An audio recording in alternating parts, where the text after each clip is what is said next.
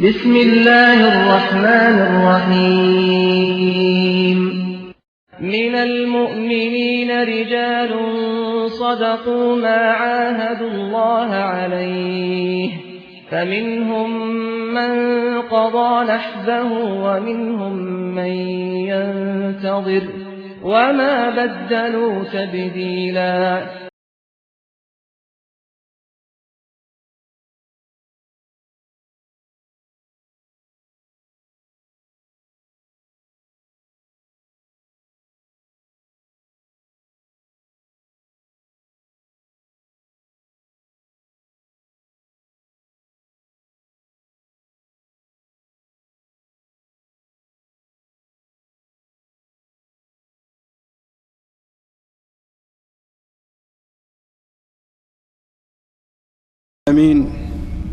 الرحمن الرحيم مالك يوم الدين ونشهد أن لا إله إلا الله ونشهد أن سيدنا ومولانا محمدا عبده ورسوله أرسله إلى الناس كافة بشيرا ونذيرا. أما بعد فإن خير الحديث كتاب الله وخير الهدي هدي محمد صلى الله عليه وسلم وشر الأمور محدثاتها وكل محدثة بدعة وكل بدعة ضلالة وكل ضلالة في النار. أعوذ بالله السميع العليم من الشيطان الرجيم. بسم الله الرحمن الرحيم. من المؤمنين رجال صدقوا ما عاهدوا الله عليه فمنهم من قضى نحبه ومنهم من ينتظر وما بدلوا تبديلا. سبحانك لا علم لنا إلا ما علمتنا إنك أنت العليم الحكيم. رب اشرح لي صدري ويسر لي أمري واحلل عقدة من لساني يفقه قولي واحلل عقدة من لساني يفقه قولي. عزیز ساتھیوں، حاضرین مجلس، السلام علیکم ورحمۃ اللہ وبرکاتہ.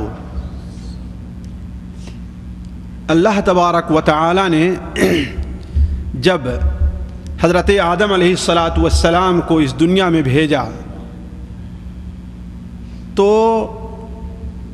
انہیں مخاطب کر کے ان کے ساتھ مائی حوا کو مخاطب کر کے اللہ تبارک و تعالی نے قیامت تک آنے والے تمام انسانوں کو ایک وصیت کی ہے. وہ کیا کہ تم لوگ یہاں سے جاؤ، دنیا کو آباد کرو. دیکھو، اگر تمہیں یہ خواہش ہے کہ دوبارہ اس جنت میں آؤ، جیسا کہ حضرت آدم علیہ السلام کو جب جنت سے نکالا جانے لگا تو انہوں نے اللہ تبارک و تعالیٰ سے سوال کیا کہ اے رب، کیا جو تعلیمات، جو عمل، جو حکم مجھے دے کر کے تو بھیج رہا ہے، اگر اس کے اوپر عمل کروں گا تو دوبارہ مجھے تو اس جنت میں داخل کرے گا؟ اللہ تبارک و تعالیٰ نے فرمایا کہ ضرور تو اس جنت میں دوبارہ داخل ہوگا. تو اس وقت اللہ تبارک و تعالیٰ نے حضرت آدم و حوا کو ایک پیغام دیا اور ان کے ذریعے قیامت تک آنے والے ہر انسان کو یہ پیغام اللہ تبارک و تعالیٰ نے دیا کہ تم لوگ تو اس دنیا سے جا رہے ہو، دیکھو تمہیں ہمارا راستہ بتانے کے لیے، جنت کا راستہ بتانے کے لیے، جہنم کے راستے سے دور رہنے کے لیے ہماری رضا کس میں ہے، ہماری ناراضگی کس میں ہے، یہ ساری بات واضح کرنے کے لیے تمہارے پاس ہماری طرف سے ہدایت آئے گی، تمہارے پاس ہماری طرف سے رہنمائی آئے گی. وہ رہنمائی اللہ تبارک و تعالی نے اس دنیا کے اندر اپنے نبیوں، اپنی کتابوں اور نبیوں کی سنتوں کے ذریعے سے اس وصیت کو، اس ہدایت کو اللہ تبارک و تعالی نے جاری کیا. فَإِمَّا يَأْتِيَنَّكُم مِّنِّي هُدًى فَمَن تَبِعَ هُدَايَ فَلَا خَوْفٌ عَلَيْهِمْ وَلَا هُمْ يَحْزَنُونَ. میری ہدایت جس کو مل جائے تو جو شخص میری ہدایت کی پیروی کرے گا نہ اسے کوئی غم ہوگا اور نہ اسے کوئی پریشانی لاحق ہوگی. لیکن والذین کفروا وکذبوا بآیاتنا، جو ہماری آیات کو، ہمارے احکام کو جھٹلائے گا، ان کے ساتھ کفر کرے گا، تو یقین مان لے کہ یہی وہ لوگ جہنمی ہیں جو جہنم میں جائیں گے. اللہ تبارک و تعالیٰ نے حضرت آدم علیہ السلام سے لے کر کے یہ سلسلہ شروع کیا اور نبی کریم صلی اللہ علیہ وسلم تک یہ سلسلہ نبیوں اور رسولوں کی شکل میں آتا رہا. جیسا کہ صحیح بخاری شریف میں ہے، ان بنی اسرائیل کانت تسوسہم الانبیاء، بنو اسرائیل کی قیادت کون کرتے تھے؟ نبی کرتے تھے. جب ایک نبی کا انتقال ہو جاتا تو دوسرا نبی ان کی جگہ لے لیتا تھا. یہ سلسلہ چلتا رہا یہاں تک کہ ہمارے نبی حضرت محمد مصطفیٰ صلی اللہ علیہ وسلم پر آ کر کے نبوت اور رسالت کا سلسلہ ختم ہو گیا. آپ خاتم النبیین بھی ہیں، آپ خاتم المرسلین بھی ہیں. اب آپ کے بعد نہ تو کسی نبی کے آنے کی امید ہے اور نہ ہی کسی رسول کے آنے کی امید ہے. لیکن اللہ تبارک و تعالی کی جو آسمانی رہنمائی ہے اس کا سلسلہ ختم نہیں ہوا ہے. وہ سلسلہ 3 شکل میں ہمارے اور آپ کے پاس موجود ہے. ایک تو کتاب الہی کی شکل میں، اور دوسرا اللہ کے رسول صلی اللہ علیہ وسلم کی سنتوں کی شکل میں، اور تیسرا اللہ تبارک و تعالی ہر زمانے میں اور ہر وقت میں ان دونوں چیزوں کو واضح کرنے کے لیے، ان کی تعلیم دینے کے لیے، لوگوں کو بتانے اور سمجھانے کے لیے اللہ تبارک و تعالی اماموں، عالموں اور بزرگوں کا سلسلہ جاری رکھے گا. اور یہ سلسلہ قیامت تک ختم ہونے والا نہیں ہے. جب تک دنیا قائم رہے گی اس سے کچھ دن پہلے تک اللہ تبارک و تعالی کی طرف سے ایک ایسا عالم ضرور موجود رہے گا جو ساری دنیا کے اوپر حجت قائم رہے گی اس کے ذریعے سے. تو اللہ تبارک و تعالیٰ نے نبی کریم صلی اللہ علیہ وسلم کے بعد ان تینوں چیزوں کو باقی رکھا. قرآن مجید بعین ہی جس شکل میں اللہ کے رسول صلی اللہ علیہ وسلم پر نازل ہوا تھا اسی شکل میں آج بھی موجود ہے.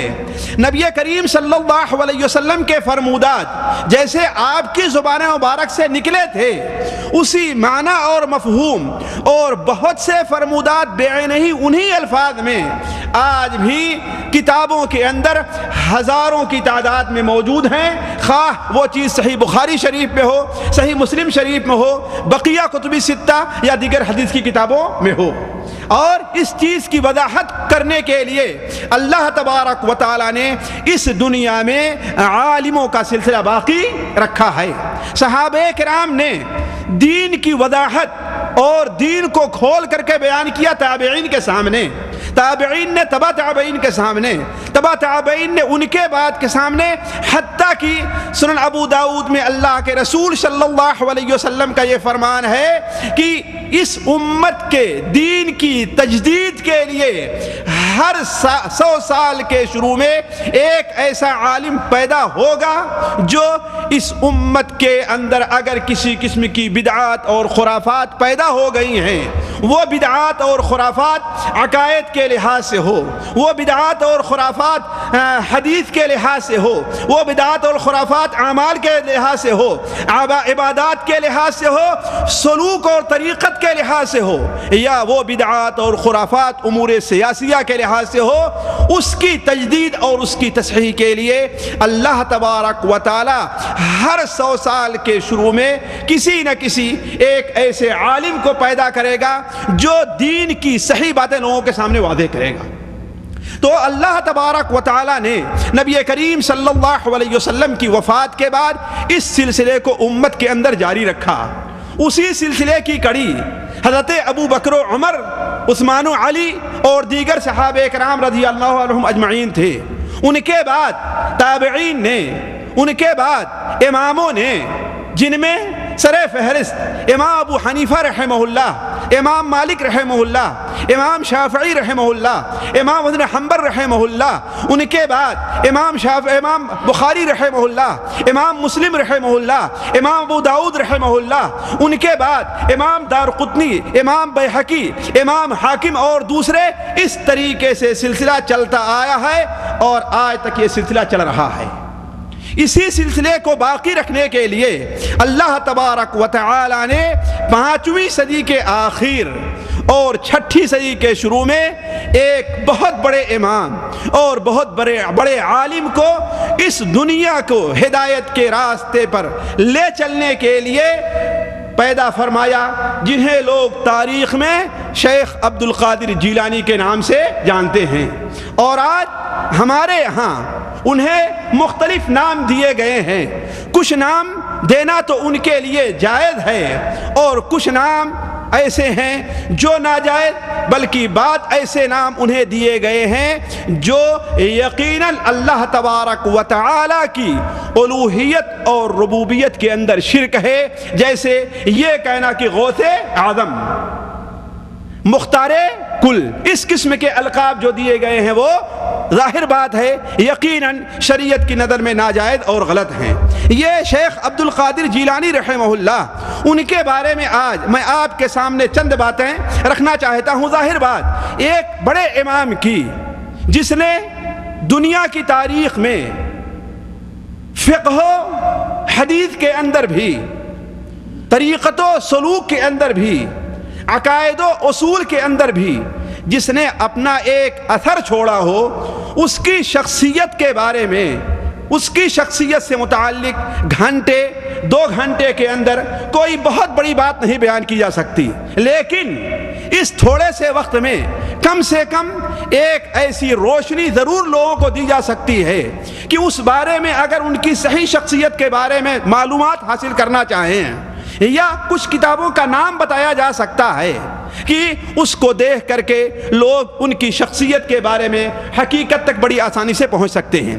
یہ شیخ عبد القادر جیلانی رحمہ اللہ جیلان کے رہنے والے تھے۔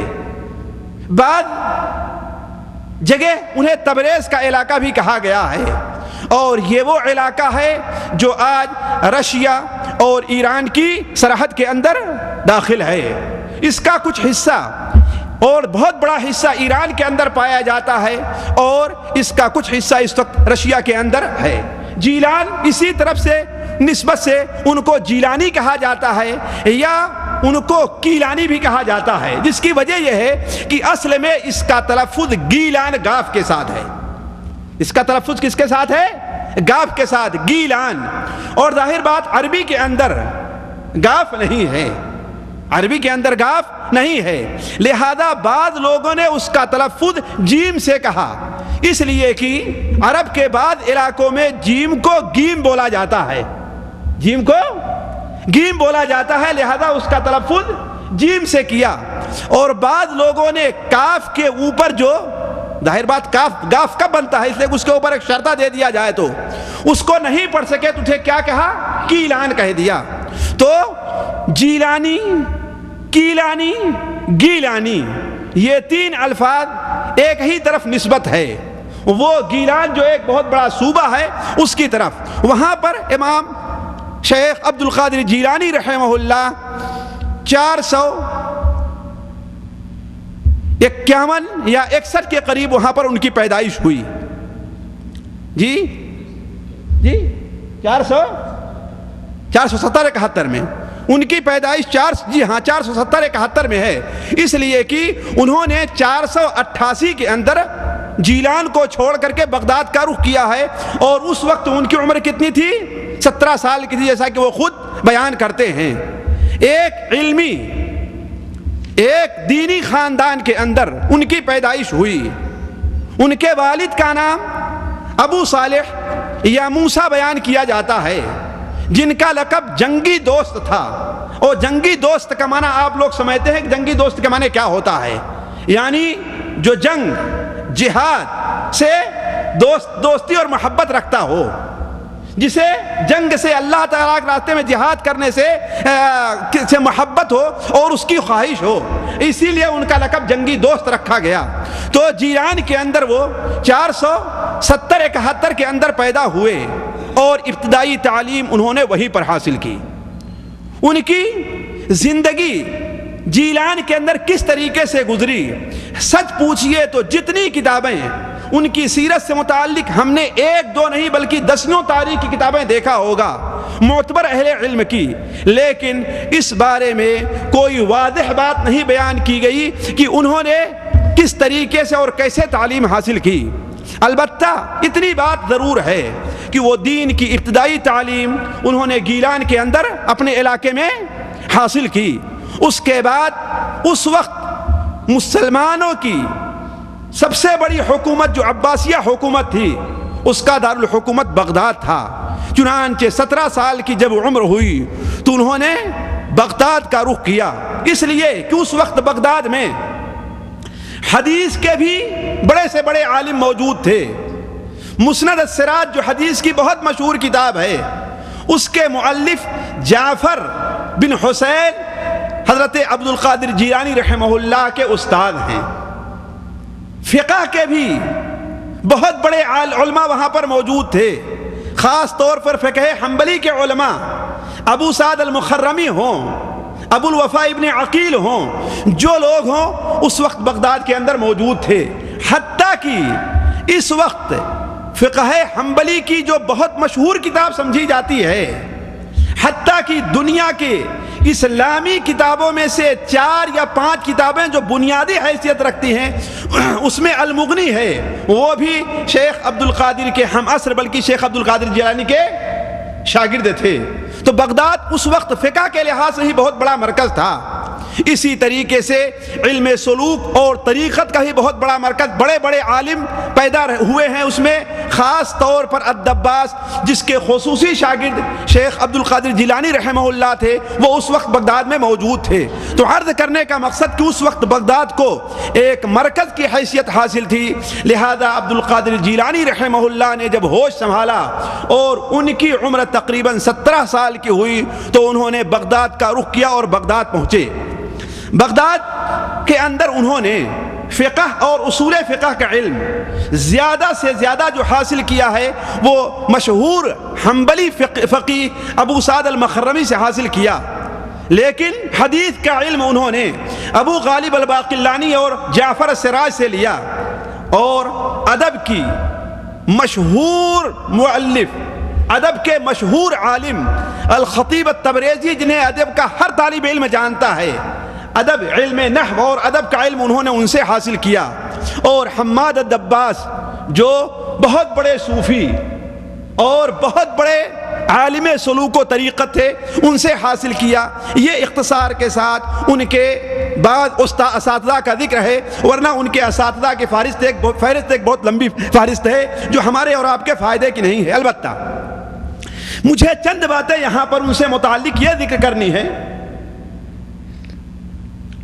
کہ آج ان کے بارے میں بہت سے لوگ بہت غلط فہمی کے اندر مبتلا ہیں، اس لیے میں اسی لحاظ سے اپنی بات کو لے کر کے چلتا ہوں۔ مثال کے طور پر میں ایک نظم سن رہا تھا شیخ عبد القادر جیلانی سے متعلق، اس میں کیا کہا گیا کہ بلاد اللہ ملکی تحت حکمی سے ہے یہ ظاہر، بلاد اللہ ملکی تحت حکمی سے ہے یہ ظاہر۔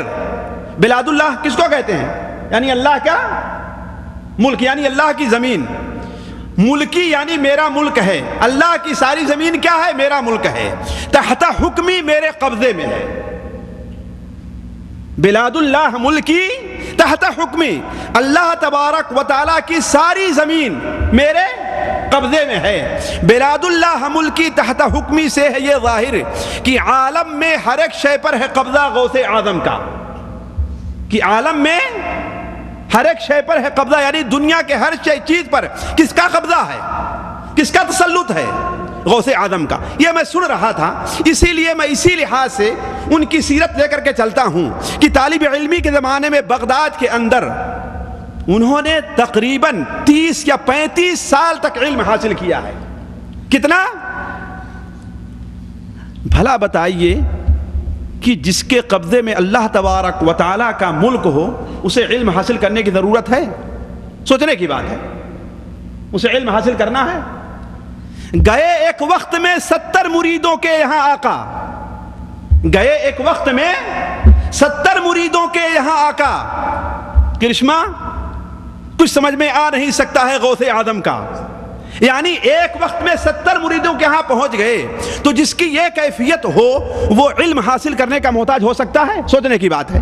لیکن نہیں، انہوں نے علم حاصل کیا، اور علم حاصل کرنے کے راستے میں جس طریقے سے دوسرے بہت سے علماء جو اپنی زندگی کو علم کے لیے وقف کر دیے ہیں، بلکہ میں آج سنا رہا تھا، وہ میرے پاس کہیں فوٹو کاپی اس کی رکھی ہوگی، کہ شیخ عبد القادر جیلانی رحمہ اللہ نے اپنے ایک شاگرد کو وصیت کی کہ اگر تمہیں علم حاصل کرنا ہے اور عالم بننا ہے تو تمہیں کوے کی طریقے سے بھور میں اٹھنا سیکھنا ہوگا، اور اونٹ کے طریقے سے بھاری بوجھ اٹھانا برداشت کرنا سیکھنا ہوگا، اور سور کے طریقے سے تمہیں لالچ پیدا کرنی ہوگی، اور کتے کے طریقے سے تمہیں چاپلوس بننا ہوگا۔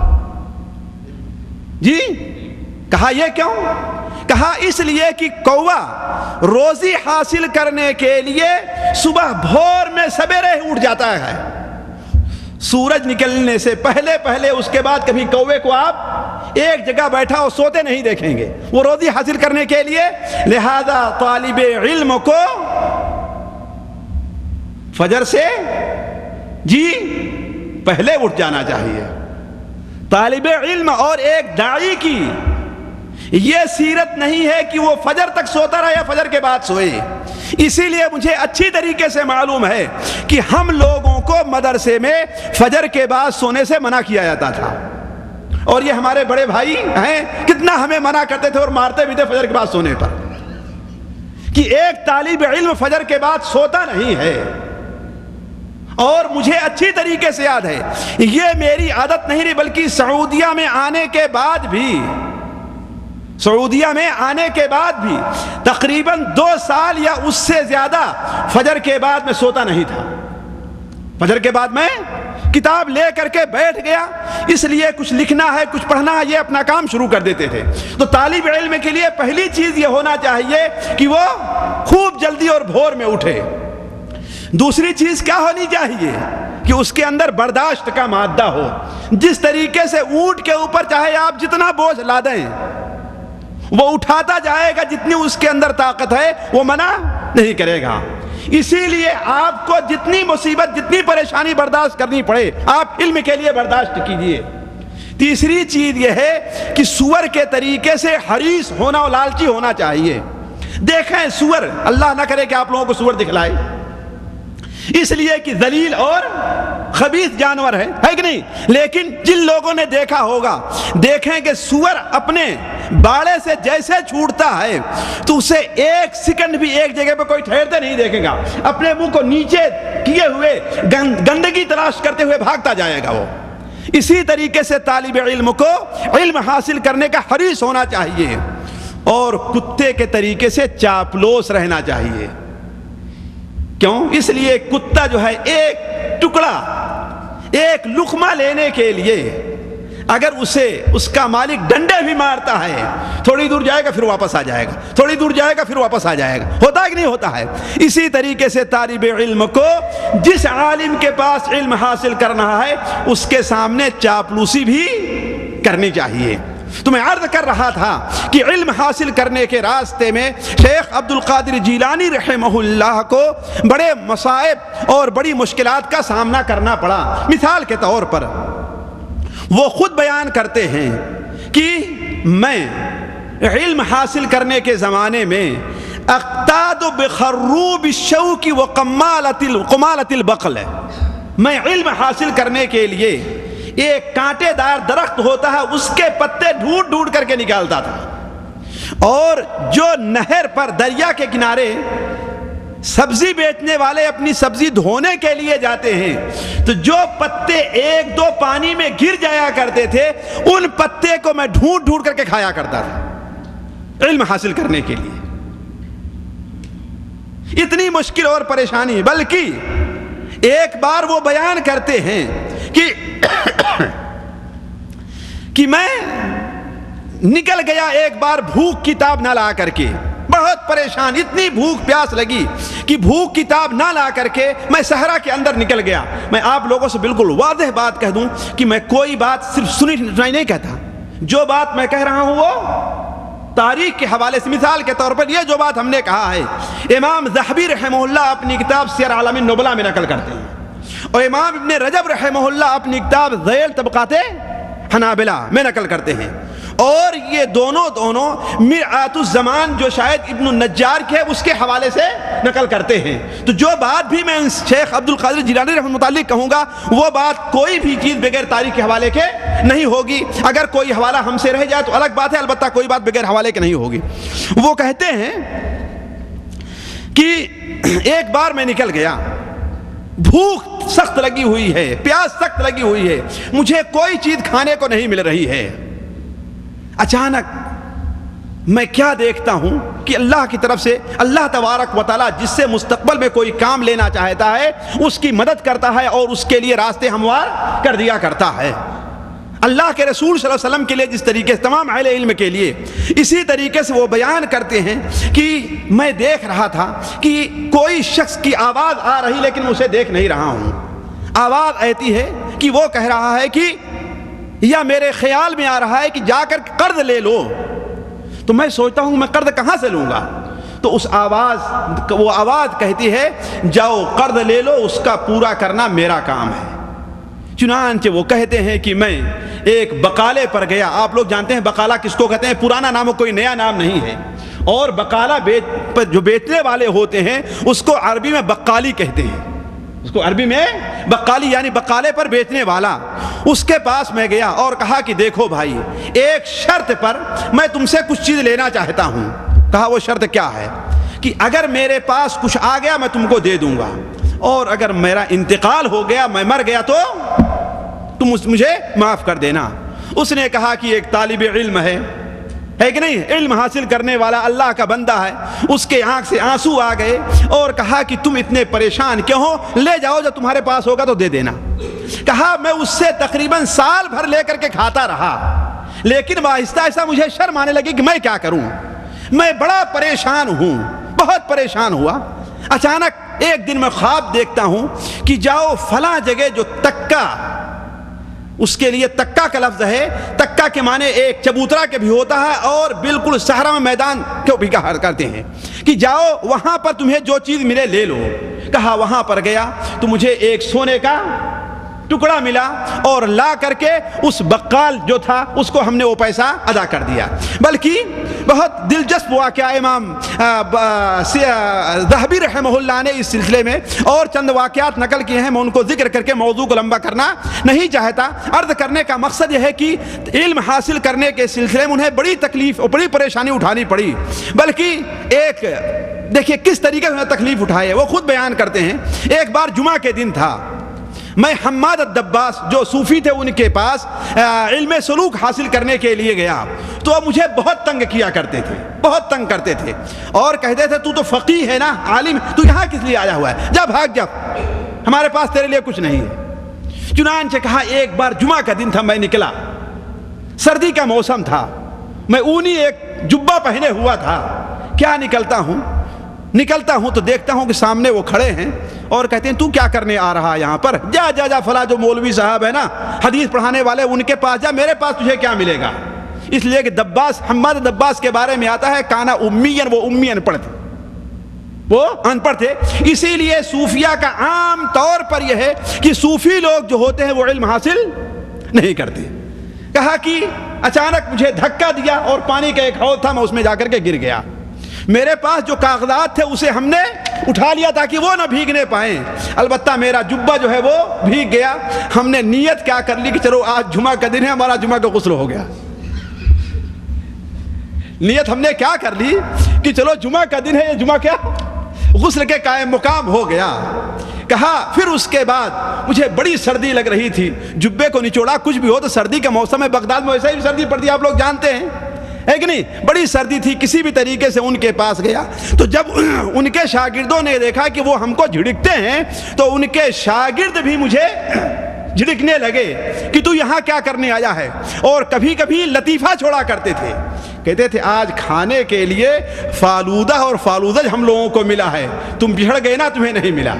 اس لیے جانتے تھے طالب علم ہے, فقیر ہے, ان لوگوں کے پاس تو کچھ رہتا نہیں, جو کچھ بھی دوسروں کی طرف سے آ جائے وہ انہیں مل جایا کرتا تھا. کہا اس طریقے سے میں ان کی تکلیفیں برداشت کرتا رہا. ایک دن جب انہوں نے دیکھا کہ مجھے ان کے شاگرد بہت تنگ کرتے ہیں تو انہوں نے کہا کہ اے کلاب, اے کتو, اسے تنگ نہ کرو, یہ تم میں سب سے افضل ہے.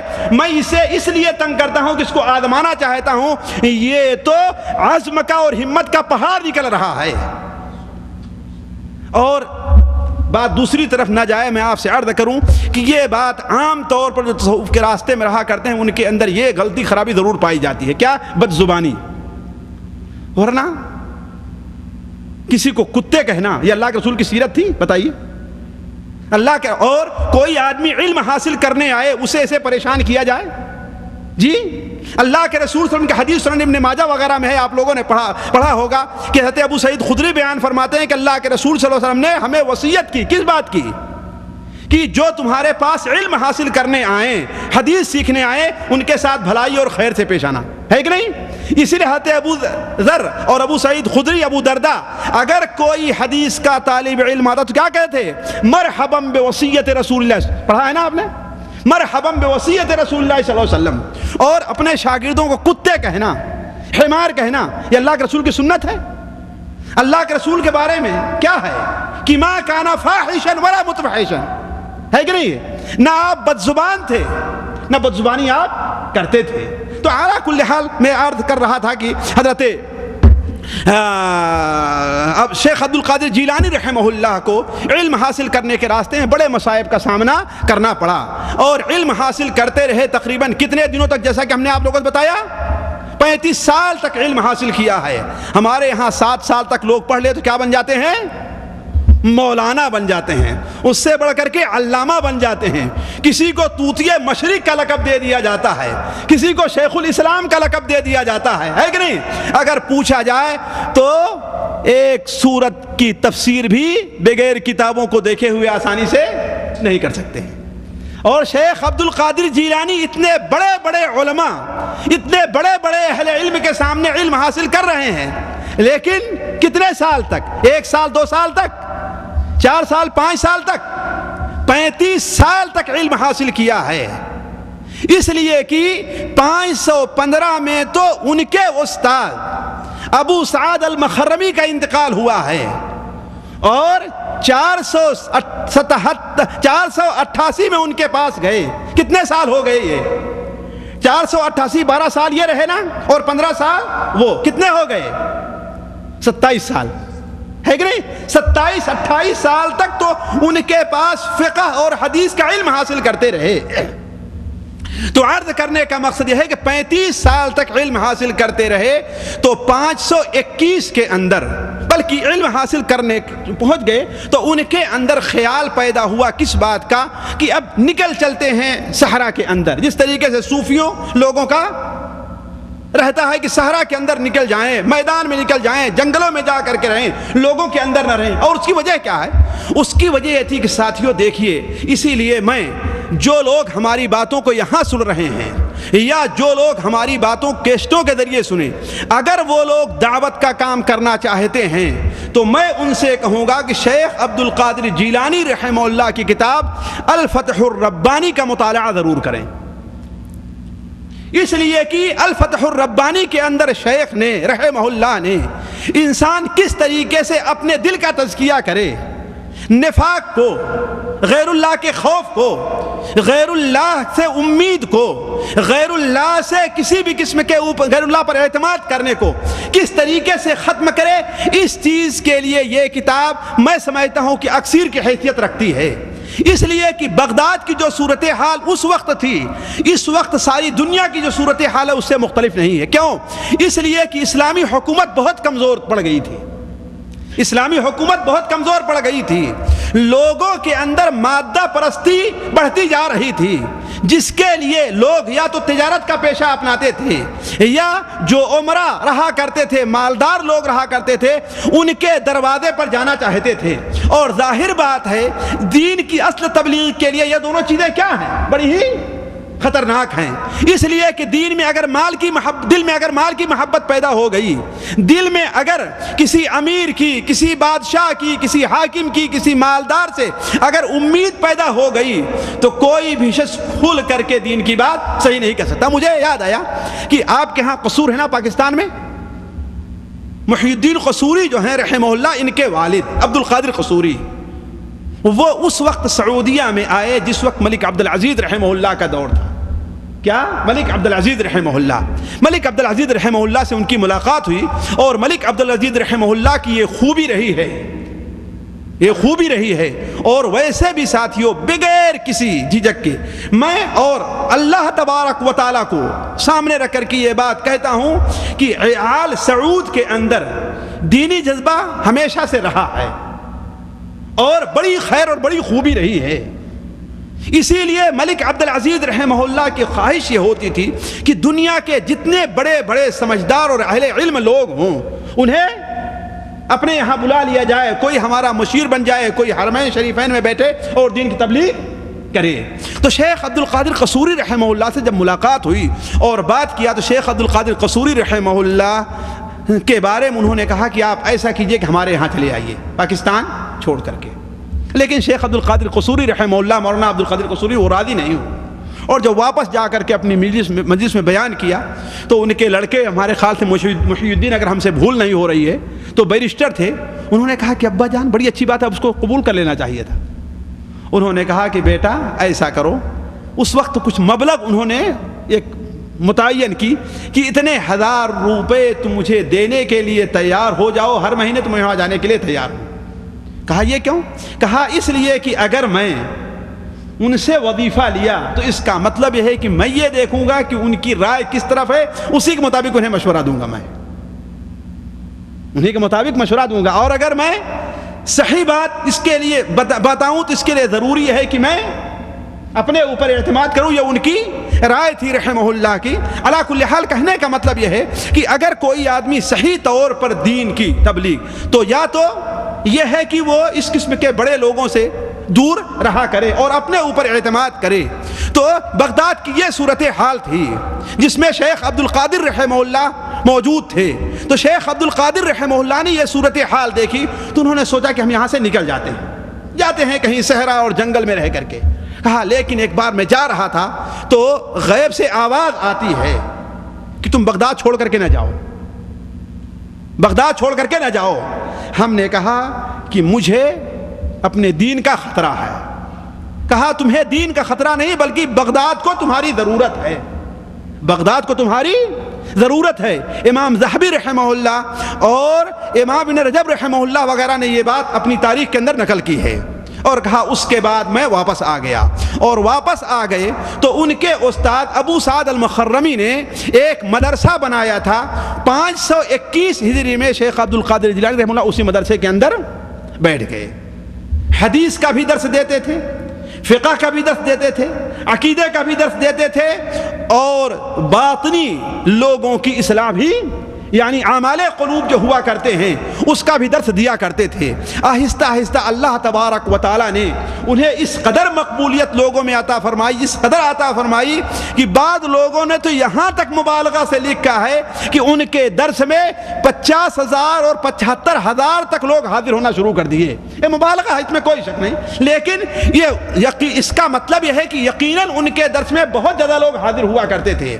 حتیٰ کہ وہ مدرسہ چھوٹا پڑ گیا، جو مدرسہ بنوائے تھے چھوٹا پڑ گیا. اس مدرسے کی وسعت کی بات آئی تو لوگ بڑھ چڑھ کر کے حصہ لینے لگے. اس وقت ایک بڑا دلچسپ اور ہنسنے والا واقعہ پیش آیا. شیخ عبد القادر جیلانی رحمہ اللہ اپنے مدرسے کے تعمیر کر رہے تھے.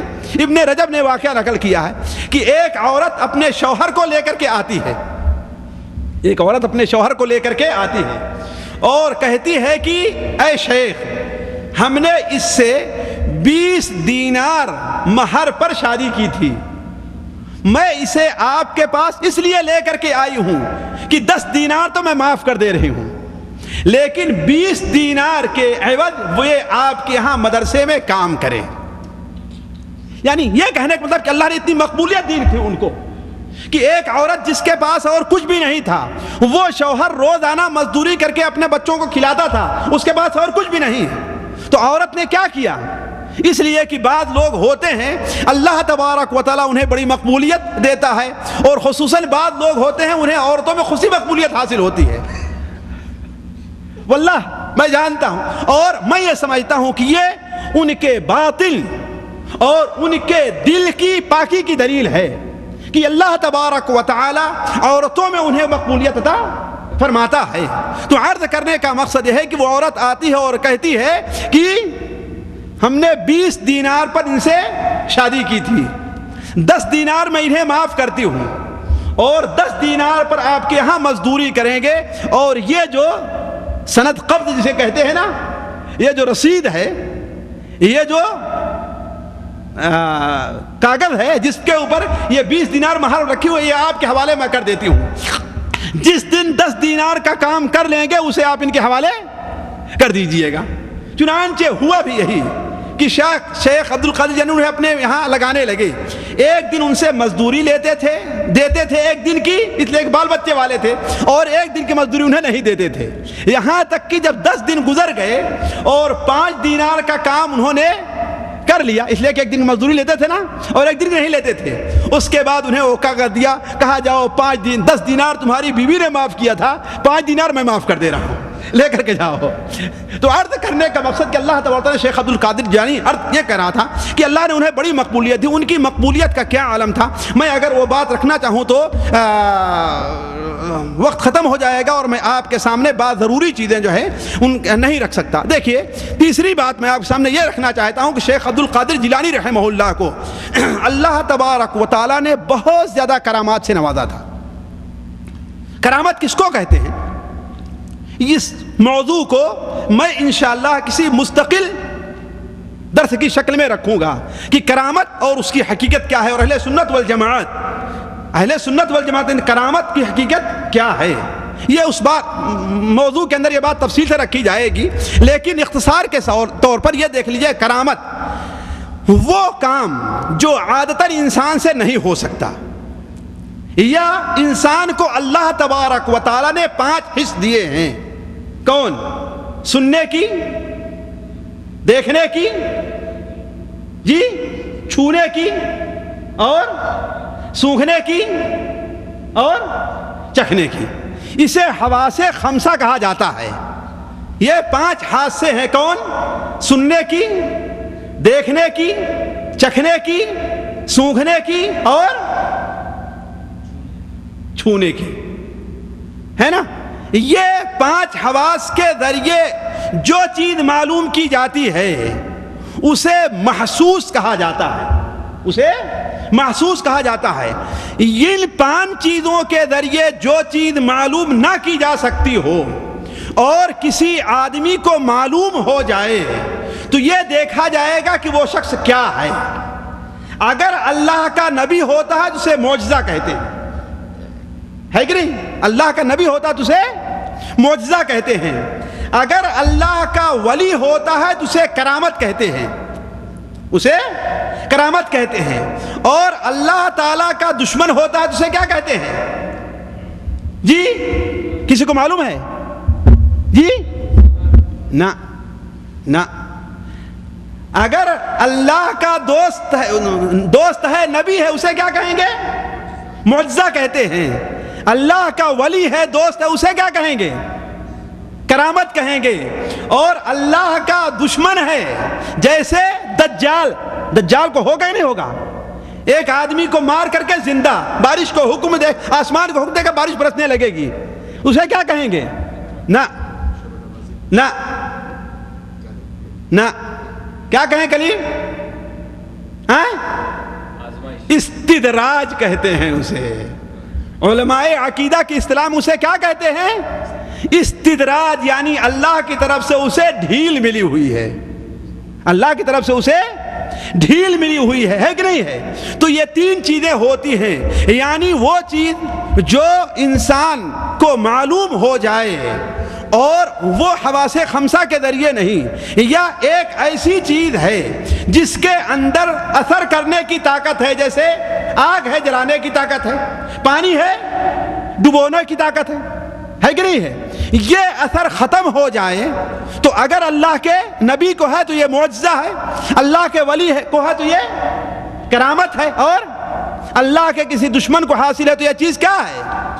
استدراج ہے، تو یہ چیز کرامت ہے۔ تو عرض کرنے کا مقصد کہ شیخ عبد القادر جیلانی رحمہ اللہ کو اللہ تبارک و تعالی نے بہت سی کرامتوں کو نوازا تھا، کرامتوں سے نوازا تھا۔ امام ذہبی رحمہ اللہ، امام عز بن عبد السلام رحمہ اللہ، امام موفق الدین ابن قدامہ رحمہ اللہ، امام ابن رجب رحمہ اللہ، یہ تمام علماء لکھتے ہیں کہ ہم لوگوں تک جس طریقے سے شیخ عبد القادر جیلانی رحمہ اللہ کی کرامتوں کے بارے میں علم ہوا ہے، کسی اور کی کرامت کا اتنا علم ہمیں نہیں ہوا ہے۔ مثال کے طور پر ایک بہت بڑے صوفی جو خاص شاگرد ہیں شیخ عبد القادر جیلانی رحمہ اللہ کے، سہروردی عمر نام ان کا ہے، اور سہروردی کے نام سے وہ مشہور ہیں۔ وہ کہتے ہیں کہ مجھے علم کلام کے بارے میں کچھ شوق پیدا ہوا کہ میں چل کر کے علم کلام سیکھوں، اور ظاہر بات علم کلام کیا چیز ہے؟ ایک فلسفہ کی ایک شکل ہے، علم فلسفہ کی ایک شکل ہے۔ لیکن ہم نے کہا کہ پہلے شیخ عبد القادر جیلانی رحمہ اللہ سے اس سلسلے میں مشورہ لے لیتے ہیں، تب یہ چیزیں ہم سیکھنے جاتے ہیں۔ کہا میں ان کے پاس پہنچا اور اپنے چچا کے ساتھ پہنچا تو ان کے پاس بیٹھا، بات ہوتی رہی تو انہوں نے ہم سے کہا کہ ہمارا عقیدہ وہی ہے جو سلف صالحین اور صحابہ کرام کا عقیدہ ہے، اور علم کلام سے اس کا کوئی تعلق نہیں۔ وہ میری طرف دیکھ کر کے متوجہ ہوئے۔ ہم نے کہا ہوتے ایسے لوگ باتیں کرتے رہتے، کبھی ان کو دیکھتے ہیں کبھی مجھے دیکھتے ہیں، لیکن پھر آخر میں کہا کہ اے عمر تمہیں سے میری مراد ہے، اے عمر تمہیں سے میری مراد ہے، علم کلام حاصل نہ کرو، علم کلام کے اندر کوئی خیر نہیں ہے۔ تو اللہ تبارک و تعالی نے انہیں، کس کو؟ شیخ عبد القادر جیلانی رحمہ اللہ کو، عمر کے دل میں جو بات تھی انہوں نے بتا دیا۔ ظاہر بات یہ اللہ تعالیٰ کی دی ہوئی انہیں کرامت ہے، کسی دل کی بات انسان نہ چھو کر معلوم کر سکتا ہے، نہ دیکھ کر کے، نہ سونگ کر کے، نہ کسی اور ذریعے سے۔ اس طریقے سے شیخ عبد القادر جیلانی رحمہ اللہ کو بہت سی کرامات سے اللہ تعالیٰ نے نوازا تھا۔ بہت سی کرامات ایسی ہیں جو قابل قبول ہیں، اور بہت سی کرامات ایسی ہیں جو علماء کہتے ہیں، خصوصاً امام ذہبی رحمہ اللہ نے سیر اعلام النبلاء کے اندر نقل کیا ہے، ابن رجب حنبلی رحمہ اللہ ذیل طبقات حنابلہ میں نقل کیا ہے کہ بہت سی ایسی کرامات ہیں جو ان کی طرف جھوٹ منسوب کی گئی ہیں، وہ صحیح نہیں ہیں، وہ صحیح نہیں ہیں۔ اس لیے میں اب آگے چلتا ہوں کہ آیا کہ کرامات سے تو اللہ نے انہیں اتنا نوازا تھا، لیکن پہلی بات یہ، کیا کسی سے اندر کرامات کے پائے جانا کا معنی یہ ہے کہ ان سے کوئی غلطی نہیں ہو سکتی؟ یہ کیا ہے؟ جس طریقے سے آج عبد القادر جیلانی رحمہ اللہ کے بارے میں بہت سے لوگوں نے یہ تصور رکھ لیا ہے کہ وہ غلطیوں سے بالکل مبرہ تھے، غلطیوں سے بالکل مبرہ تھے۔ حالانکہ جو لوگ یہ بات کہتے ہیں، بات پہلے میں کہہ دوں، وہ لوگ نہ تو عقیدہ میں شیخ عبد القادر جیلانی رحمہ اللہ کے عقیدے پر ہیں، نہ ہی ان کی نماز شیخ عبد القادر جیلانی رحمہ اللہ کی نماز کے طریقے سے ہے، اور نہ ہی ان کا مذہب شیخ عبد القادر جیلانی رحمہ اللہ کے مذہب کے طریقے سے۔ مثال کے طور پر شیخ عبد القادر جیلانی رحمہ اللہ کی ایک کتاب الغنیہ ہے، غنیۃ الطالبین۔ غنیۃ الطالبین اردو میں ہی موجود ہے، اور آدمی اسے اٹھا کر کے دیکھ سکتا ہے۔ وہ یہ کہتے ہیں کہ نماز انسان جب پڑھنے کھڑا ہو تو دل میں نیت کرے، زبان سے کچھ بھی نہ کہے۔ غنیۃ الطالبین اردو میں ہے، ہر آدمی دیکھ کر کے پڑھ سکتا ہے، زبان سے کچھ بھی نہ کہے۔ اور آگے چل کر کے آدھے صفحے کے بعد کہتے ہیں کہ جب اقامت ہو جائے تو اس وقت کچھ کہنا ثابت نہیں ہے، صرف کیا کہنا چاہیے؟ اللہ اکبر کہہ لینا چاہیے۔ اور ہمارے یہاں کیا ہے؟ نیت کرتا ہوں میں، ہوتا ہی نہیں ہوتا زبان سے۔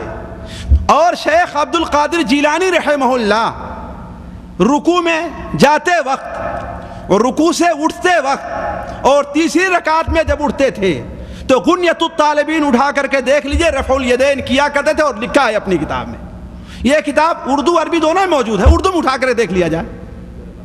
آپ کے پاس موجود ہے، میرے پاس بھی موجود ہے کہ نہیں؟ میں بغیر نئے طور پر پڑھ کر کے، پہلے جو معلوم تھا اس پر اعتماد نہیں کیا، جب تک نیا پڑھ نہیں لیا کہ ان کتابوں میں کیا ہے. اس وقت میں یہاں بیٹھا نہیں ہوں، پڑھا ہے ہم نے، اٹھا کر کے دیکھ لے. تو عرض کرنے کا مقصد ہے کہ بہت سے لوگ جو شیخ عبد القادر جیلانی رحمہ اللہ کو آج اللہ تبارک و تعالیٰ کا مقام دے دیے ہیں، ان کے بارے میں اس طریقے سے لوگوں نے غلو سے کام لیا ہے. شیخ عبد القادر جیلانی رحمہ اللہ کی وہ حیثیت نہیں تھی.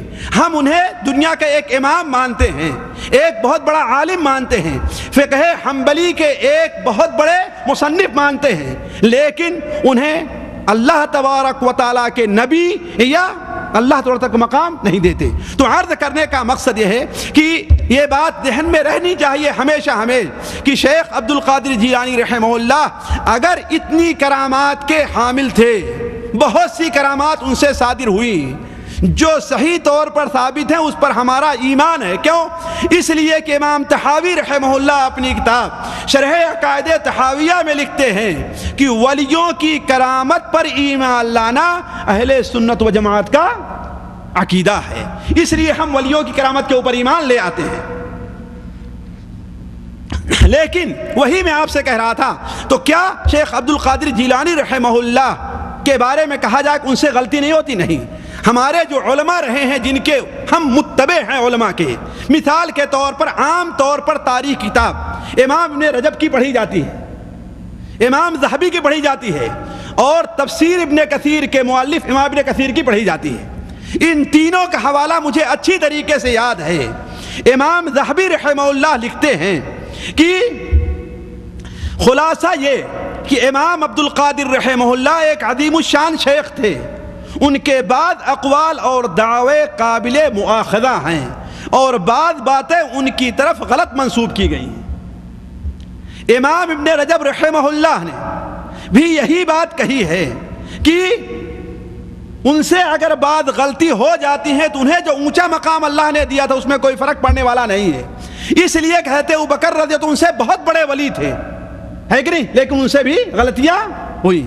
امام ابن کثیر رحمہ اللہ نے ایک لمبی، ہمارے پاس یہاں بھی اس کی فوٹو کاپی موجود ہے، اس میں لمبی بحث لکھتے ہیں کہ ان کے اندر بہت زیادہ زور تھا، ان کی بہت زیادہ کرامتیں اور کشوف ہیں. ان کے شاگردوں اور ماننے والوں نے ان کے بارے میں بہت کچھ کہا ہے. ان کے کشف اور حالات سے متعلق بہت سی ایسی باتیں کہتے ہیں جو مبالغے پر مبنی ہیں. انہوں نے غنیۃ الطالبین اور فتوح الغیب کتاب تالیف فرمائی ہے، جن میں بہت سی ایسی باتیں ہیں جس میں ان میں بہت سی ایسی اچھی باتیں بھی ہیں اور بہت سی موضوع اور ضعیف حدیثیں بھی ذکر کی گئی ہیں.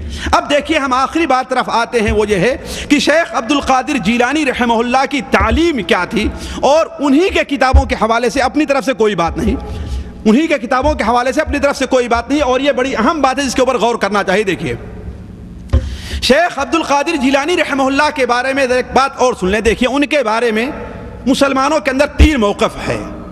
ایک وہ لوگ ہیں جو شیخ عبد القادر جیلانی کو پیر یا عالم مانتے ہی نہیں بلکہ ان کی تردید کرتے ہیں، نعوذ باللہ من ذالک. ہم ان سے برات کا اظہار کرتے ہیں.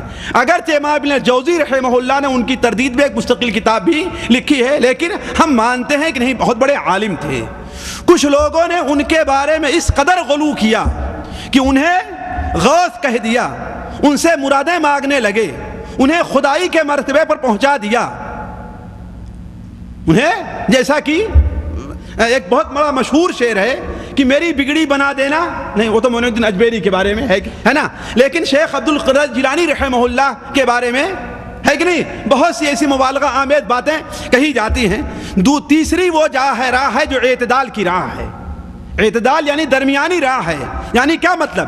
انہیں امت محمدیہ کا ایک بہت بڑا عالم تسلیم کیا جائے، انہیں ظاہری علوم کا اور باطنی علوم کا ایک بہت بڑا عالم مانا جائے، اور ان کی کرامات کا اعتراف کیا جائے. البتہ ان کے اندر کوئی ایسی طاقت نہ سمجھی جائے جو عام انسانوں سے پرے ہٹ کر کے ہوا کرتی ہے۔ البتہ ان کی تعلیم پہلی یہ دیکھیے 3 چیزیں میں ان کی تعلیم سے متعلق ذکر کرتا ہوں۔ پہلی چیز یہ ہے کہ وہ توحید کے بہت بڑے داعی تھے، توحید کے بہت بڑے داعی تھے۔ توحید کس کو کہتے ہیں ساتھیوں؟ اللہ تبارک و تعالیٰ کو اس کی الوہیت میں، اس کی ربوبیت میں اور اس کے اسماء اور صفات میں کیا سمجھنا؟ ایک سمجھنا، یعنی دنیا کی تدبیر کرنے میں اس کا کوئی شریک نہیں ہے، لوگوں کو پیدا کرنے میں، بیٹا دینے میں، بیٹی دینے میں کوئی اور شریک نہیں ہے، وہ اکیلا ہے۔ یہ توحید ربوبیت ہے۔ توحید الوہیت کیا ہے؟ ہر قسم کی عبادت، ظاہری عبادت ہے یا باطنی عبادت ہے، مال کی عبادت ہے یا جسم کی عبادت ہے، جو بھی بات ہے کس کے لیے ہونی چاہیے؟ اللہ تعالیٰ کے لیے۔ اور اسماء اور صفات کی توحید، یعنی اللہ تبارک و تعالیٰ کی جو صفتیں ہیں، دور اور نزدیک ہر بات سننا، ظاہر اور پوشیدہ ہر بات کا جاننا، یہ کس کی صفت ہے؟ اللہ تعالیٰ کی۔ شیخ عبد القادر جیلانی رحمہ اللہ کی مکمل طور پر اس بارے میں یہی عقیدہ رہا ہے کہ ان تمام باتوں میں اللہ کا کوئی شریک، اللہ اکیلے ہے۔ مثال کے طور پر اگر کتابوں سے ان کی مثال دینا شروع کروں تو بڑا وقت ہو جائے گا، لیکن چند مثال لیجئے۔ دیکھیے، ایک جگہ وہ اپنی کتاب الفتح الربانی کے صفحہ 88 کے اوپر لکھتے ہیں کہ لیس بید احد من الخلق شیء الکل عجز الملک والممالک والسلاطین والاغنیاء والفقراء كلهم اسراء قدر اللہ قلوبهم بيده يقلبه كيف يشاء ليس كمثله شيء وهو السميع البصير۔ ترجمہ کیا ہوا ساتھیو؟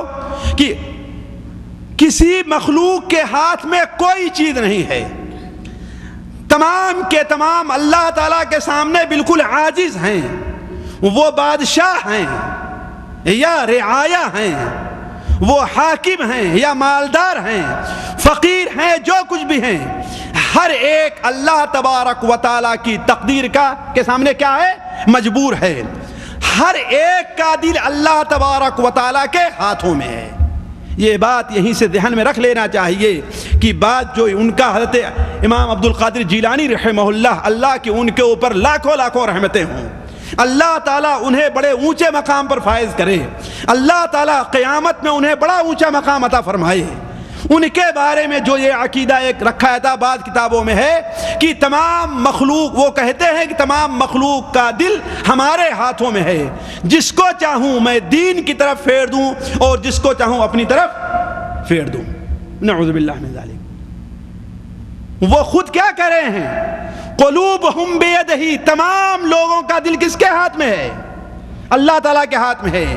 جیسے سنن ابو داؤد بلکہ صحیح مسلم شریف کی حدیث ہے کہ اللہ کے رسول کیا بیان فرماتے ہیں کہ تمام مخلوقات کا دل اللہ تبارک و تعالیٰ کی 2 انگلیوں کے درمیان میں ہے، جیسے چاہتا ہے ویسے الٹ پھیر کرتا رہتا ہے۔ اسی لیے ساتھیوں ہم دیکھتے ہیں کہ ہم میں سے ایک شخص ہے، کبھی کبھار اس کا دل نماز کے لیے بہت تڑپتا رہتا ہے، 1 ہفتہ 2 ہفتہ 1 مہینے 2 مہینے، اور جہاں کچھ دن گزر جاتے ہیں پھر مسجد طرف آنا نہیں چاہتا۔ اسی لیے آپ نے کیا دعا سکھائی ہے؟ اللہم مصرف القلوب صرف قلوبنا علی طاعتک، اے اللہ تعالیٰ جو دلوں کو پھیرنے والا ہے، ہمارے دل کو اپنی عبادت طرف پھیر دے۔ ہے کہ نہیں ہے؟ تو شیخ عبد القادر جیلانی رحمہ اللہ نے کیا کہا؟ مخلوق کے ہاتھ میں کچھ بھی نہیں ہے، یعنی ساری یہی تو توحید ہے نا کہ ہر چیز پر قدرت کس کو حاصل ہے؟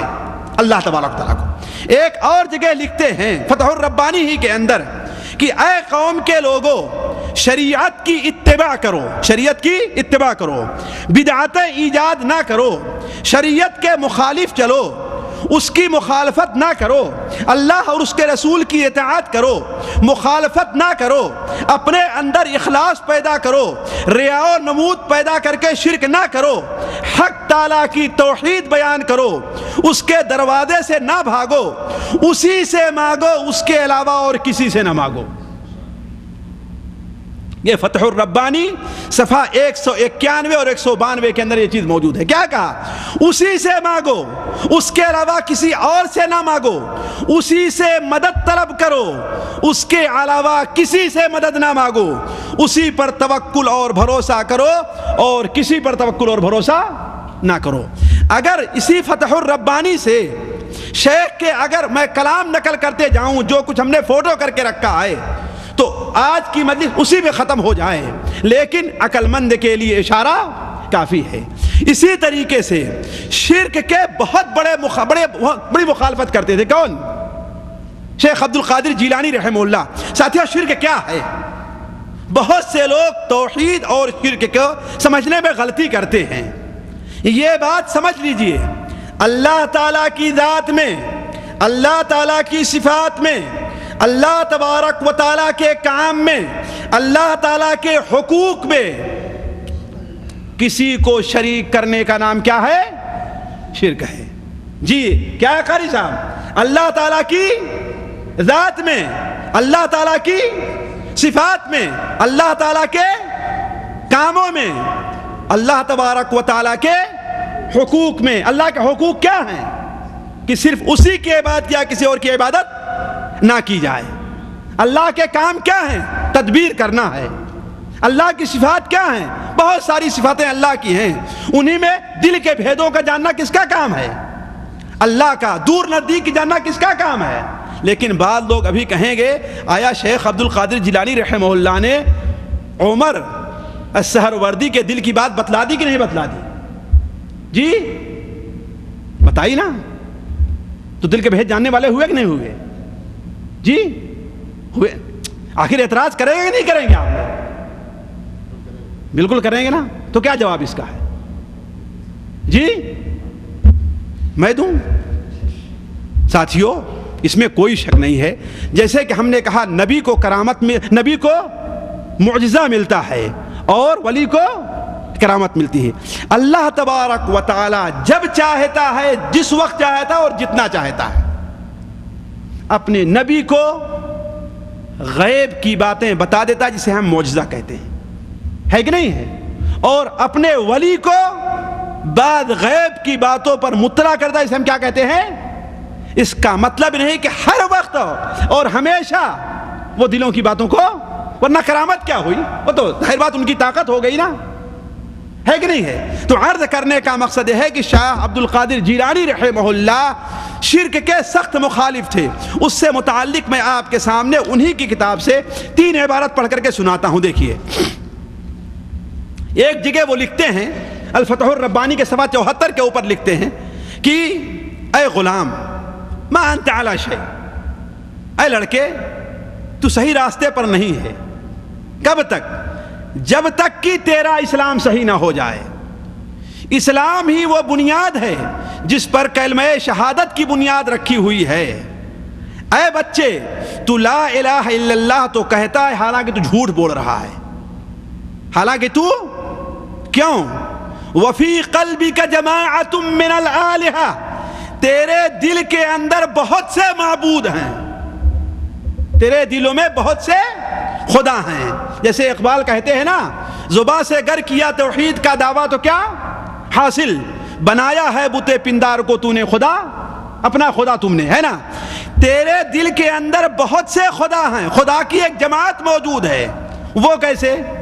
اپنے بادشاہ سے ڈرنا اور اپنے محلے کے چودھری سے ڈرنا، اسے خدا بنا لینا ہے. جی یہ کون کہہ رہا ہے؟ شیخ عبد القادر جیلانی کی عبارت ہے. اور اپنی کمائی پر اعتماد کرنا، اپنے فائدے پر اعتماد کرنا، اپنی طاقت اور قوت پر اعتماد کر لینا، اپنے سننے اور دیکھنے پر اطاعت کر لینا، اپنے پکڑ پر اطاعت کر لینا، یہ بھی کیا اسے خدا بنا لینا ہے. اور مخلوق کے بارے میں، کسی کے بارے میں یہ عقیدہ رکھ لینا کہ وہ نقصان پہنچا سکتا ہے، وہ نفع پہنچا سکتا ہے، وہ دے سکتا ہے، وہ محروم کر سکتا ہے، یہ چیز کیا ہے؟ یہ بھی خدا بنا لینا ہے. یعنی کہنے کا مطلب کیا تھا کہ اگر اعتماد کرنا ہے تو کس پر اعتماد کرنا ہے؟ مانگنا ہے تو کس سے مانگنا ہے؟ امید رکھنا ہے تو کس سے امید رکھنا ہے؟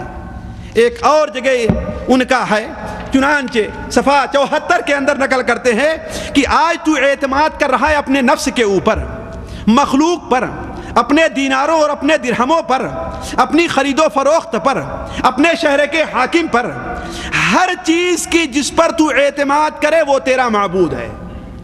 اب اگر واللہ اللہ کو حاضر اللہ کو گواہ سمجھ کر کے آپ لوگ یہ بتائیں کہ ہم میں سے بہت سے لوگ ہیں ان کا اعتماد شیخ عبد القادر جیلانی پر ہے کہ نہیں ہے؟ جی ہے کہ نہیں؟ کوئی اپنی زبان سے نہیں کہے گا، لیکن جو یہ سمجھتا ہے کہ ساری دنیا کی کنجی ان کے ہاتھ میں ہے، جو یہ دعویٰ کرتا ہے کہ پیٹ کے اندر اگر ماں کے لڑکی ہو تو شیخ عبد القادر جیلانی لڑکا دے سکتے ہیں، یہ ان پر اعتماد ہے کہ اعتماد نہیں ہے؟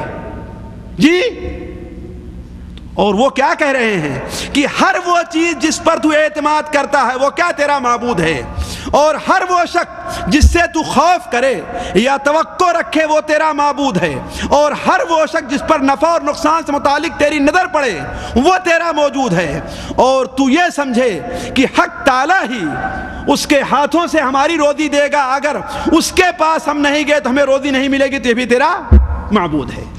ایک اور آخری عبارت پڑھ لیجئے، دیکھیے ایک جگہ لکھتے ہیں صفحہ 155 کے اندر، اے لوگو لا الہ الا اللہ محمد الرسول اللہ کہنے میں اخلاص کو سامنے رکھو، اور اخلاص پیدا کر کے شیطان کو اپنے قبضے میں کر لو، اس لیے کہ توحید ایک ایسی چیز ہے جو جن و انس کے شیطان کو جلا دیتی ہے۔ توحید نور ہے، شیطان تاریکی پیدا کرتا ہے۔ تو لا الہ الا اللہ کیسے کہہ رہا ہے جبکہ تیرے دل کے اندر بہت سے خدا موجود ہیں؟ ہر وہ چیز جس پر تو اعتماد رکھتا ہے، ہر وہ چیز جس پر تو بھروسہ رکھتا ہے اللہ کو چھوڑ کر کے، وہ تیرا معبود ہے۔ لا ينفعک توحید اللسان، زبان سے اگر تو توحید کا دعویٰ کرتا ہے تیرے کوئی مفید نہیں ہے اگر تیرے دل کے اندر شرک پایا جا رہا ہے۔ تو عرض کرنے کا مقصد یہ ہے کہ شیخ عبد القادر جیلانی رحمہ اللہ اس قسم کے ان کی دعوت کیا تھی؟ توحید تھی اور شرک سے مخالفت تھی۔ اسی طریقے سے ایک ان کی دعوت تھی توحید، کتاب و سنت کے اوپر عمل کرنا۔ کتاب و سنت کے اوپر عمل کے لیے اپنی کتاب توحید الفتح الربانی کے اندر انہوں نے جگہ جگہ، ایک دو جگہ نہیں، متعدد جگہ اس بات کی لوگوں کو دعوت دی ہے، بلکہ ایک شخص کو مخاطب کرتے ہوئے کہا اگر تو ایک ہاتھ میں اللہ کی کتاب کو نہیں رکھتا اور دوسرے ہاتھ میں سنت رسول کو نہیں رکھتا تو کبھی بھی ہدایت کے راستے پر نہیں آ سکتا۔ ایک بزرگ ان کے پاس آئے اور کہتے ہیں کہ حدیث پڑھنے سے کیا فائدہ ہے، اپنے دل میں لے کر کے آئے، قرآن پڑھنے سے کیا فائدہ ہے، ایک کسی گوشے میں بیٹھ کر کے اللہ اللہ کرو۔ انہوں نے کہا کہ اے اللہ کے بندے، اے بیٹے، اگر تمہیں کسی گوشے میں بیٹھ کر کے اللہ کی عبادت کرنی ہے تو پہلے علم حاصل کرو۔ اگر علم حاصل نہیں کرتے تو اس کا مطلب یہ ہے کہ تم اڑنا چاہ رہے ہو اور ابھی تمہیں پر نہیں آئے، اور ظاہر بات جب پر نہیں آئے گا، اڑنا چاہے گا تو گر جائے، نہیں گرے گا۔ کہنے کا مطلب کیا ہے؟ اگر تم علم حاصل کرنے سے پہلے کیا ہو گئے، گوشہ نشینی عبادت کرنے لگے تو تمہارا حشر کیا ہوگا؟ گمراہی کا ہوگا، اور تمہاری وہی کیفیت پیش آئے گی جو شیخ عبد القادر جیلانی رحمہ اللہ نے اپنے بارے میں لکھا ہے۔ چنانچہ امام ذہبی رحمہ اللہ السیر کے اندر، امام ابن رجب رحمہ اللہ ذیل طبقات حنابلہ میں نقل کرتے ہیں کہ شیخ عبد القادر جیلانی بیان فرماتے ہیں کہ ایک بار میں جنگل میں گیا، مجھے سخت پیاس لگی، مجھے سخت بھوک لگی، میں کیا دیکھتا ہوں کہ ایک بدلی چھا جاتی ہے، میرے اوپر ایک بدلی چھا گئی، اور اس بدلی سے شہد جیسا میٹھی کوئی چیز گری، ہم نے اسے اپنے منہ میں ڈال دیا تو میری پیاس ضائع ہو گئی۔ اتنے میں میرے سامنے ایک نور پھیل گیا، میرے سامنے ایک نور پھیل گیا، اس نور سے ایک آواز آتی ہے، میں اس شخص کو دیکھ نہیں رہا ہوں کون سی شخص، انسان ہے کہ جن ہے یا کیا چیز ہے. اور آواز کہتی ہے اے عبد القادر جیلانی، اے عبد القادر، ہم نے تمہاری عبادت کو قبول کر لیا، اب تیرے لیے حرام کو حلال کر دیا ہے اور تیرے اوپر سے تمام تکالیف کو ساقط کر دی ہے. شیخ عبد القادر جیلانی کہتے ہم نے کہا اعوذ باللہ، اعوذ باللہ، یہ کیا کہہ رہا ہے تو؟ کہا میرا یہ کہنا تھا کہ وہ ساری کی ساری روشنی بالکل دور ہو گئی، چھٹ گئی. لوگوں نے کہا کہ ایسا کیوں آپ نے کہا؟ کہا اس لیے کہ وہ شیطان تھا. وہ کیا تھا؟ شیطان تھا. اور اس نے کیا کہا؟ اے عبد القادر، تم اپنے علم اور فقہ کی بنیاد پر ہم سے بچ گئے ہو. ہم نے یہ چال چل کر کے آج تم سے پہلے 70 صوفیوں کو گمراہ کر دیا ہے. کتنا؟ 70 صوفیوں کو گمراہ کر دیا ہے، اس لیے کہ ان کے پاس علم نہیں تھا. ان کے شاگردوں نے کہا کہ وہ کیسے؟ کہا اس لیے کہ کوئی آدمی کتنا بڑا عبادت گزار بن جائے، کتنا بڑا عالم بن جائے، لیکن اس کے لیے اللہ تعالیٰ کسی حرام کو حلال نہیں کر سکتا. جس طریقے سے بہت سے لوگ ہیں مسجد میں نماز نہیں پڑھیں گے، وہ کہاں کریں؟ کہاں نماز پڑھتے ہیں؟ وہ خانہ کعبہ میں. اللہ مسجد میں کمرے میں بیٹھے رہیں گے. اللہ کے رسول صلی اللہ علیہ وسلم کو تو یہ کرامت اور یہ معجزہ حاصل نہیں ہوا کہ آپ مدینہ منورہ میں ہیں اور خانہ کعبہ میں جا کر کے نماز پڑھیں، جبکہ مسجد نبوی میں زیادہ نماز پڑھنے کی ثواب ہے خانہ کعبہ میں. جی خانہ کعبہ میں یہاں آپ 1 رکعت پڑھیے، خانہ کعبہ میں کتنا؟ 1 لاکھ کا. یہاں 1 نماز پڑھیے مسجد نبوی میں 1000 کا. ہے فرق نا؟ لیکن اللہ کے رسول کو تو یہ مقام حاصل نہیں ہوا. اور ہمارے یہاں بعض لوگ جو بناوٹی بزرگ ہیں انہیں کیا کرامت حاصل ہے کہ وہ رہتے ہیں پاکستان ہندوستان میں اور نماز کہاں پڑھتے ہیں؟ خانہ کعبہ میں. یہ نماز کو چھوڑنے، عبادت سے جی چرانے کا ایک بہانہ انہوں نے، اور لوگوں کو بیوقوف پایا اپنی لمبی لمبی باتوں سے، جھوٹی کرامتیں بیان کر کے ایسی چیزیں انہوں نے لوگوں کے سامنے پیش کر دی. تو عرض کرنے کا مقصد کہ شیخ عبد القادر جیلانی رحمہ اللہ نے کیا کہا؟ پہلے علم حاصل کرو، پھر اس کے بعد عبادت میں جاؤ، ورنہ گمراہی کا سامنا تمہیں کرنا پڑے گا.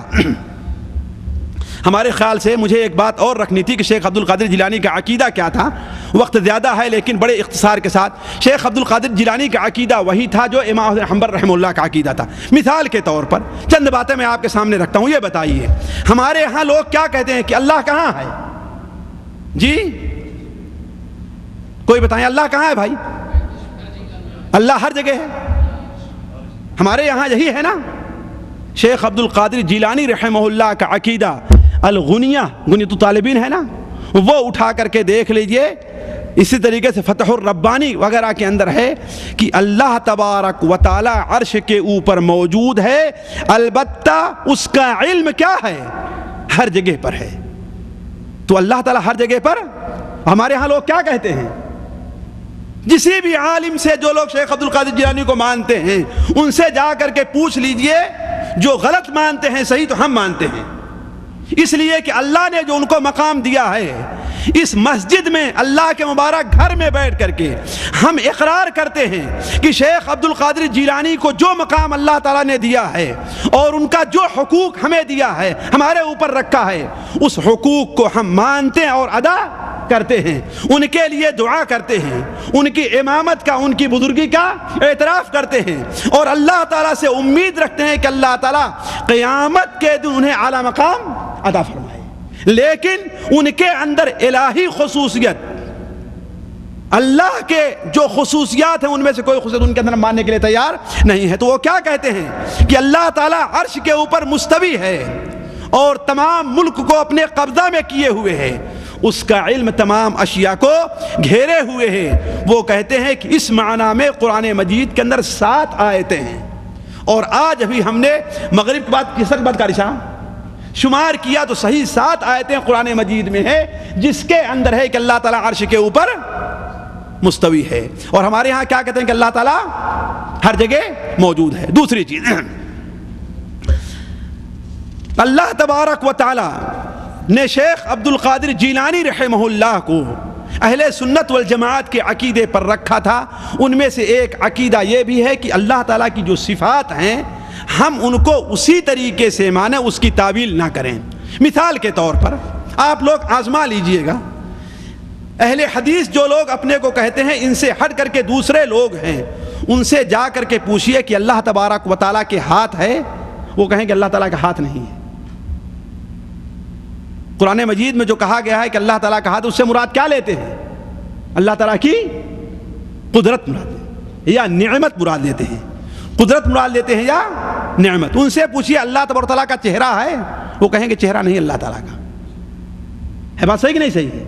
آپ لوگ بھی مدرسے میں کتابوں پڑھتے آئے ہیں نا، اس کی تعبیر کریں گے اللہ تعالیٰ کی چہرے سے مراد کیا ہے؟ اللہ تعالیٰ کی یعنی اس طرف اللہ تعالیٰ کی رحمت کا خاص توجہ کا متوجہ ہونا ہے، اللہ تعالیٰ کی کا چہرہ نہیں ہے۔ لیکن شیخ عبد القادر جیلانی رحمہ اللہ کہتے ہیں کہ اللہ تبارک و تعالیٰ کی جیسی صفت قرآن اور حدیث کے اندر ہے ہم اس کے اوپر ویسے بھی ایمان لے آتے ہیں، اس کی کوئی تعویل نہیں کرتے۔ مثال کے طور پر ہم کہتے ہیں کہ اللہ تعالیٰ کے ہاتھ ہے، لیکن ہم یہ نہیں کہتے کہ ہاتھ سے مراد قدرت ہے، نہ ہم یہ کہتے ہیں کہ اللہ تعالیٰ کا ہاتھ ہمارے ہاتھ کے طریقے سے ہے، بلکہ لیس کمثلہ شیء ہے کہ نہیں؟ اب آخری بات چند منٹ میں کہہ کر کے ہم اپنی بات کو ختم کرتے ہیں۔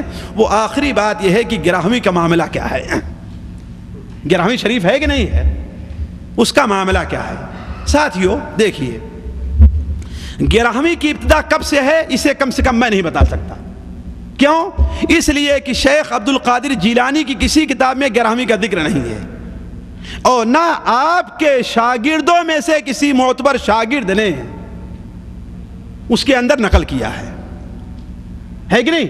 اور ایسا لگتا ہے کہ یہ چیز ہمارے یہاں ہندوستان، پاکستان، بنگلہ دیش کے اندر سب سے پہلے شروع ہوئی ہے۔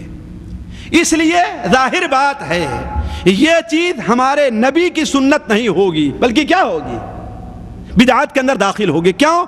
شیخ عبد القادر جیلانی رحمہ اللہ کہتے ہیں علیک بموافقت الشرع فی جمیع احوالک، تمام حالات میں، ہر حال میں تم شریعت کی موافقت کو لازم پکڑو، جو چیز شریعت کے اندر ہے اسی کے اوپر چلو۔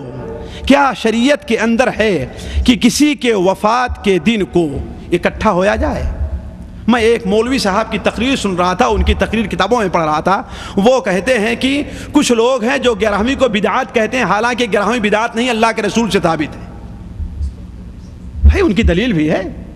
دلیل کیا ہے؟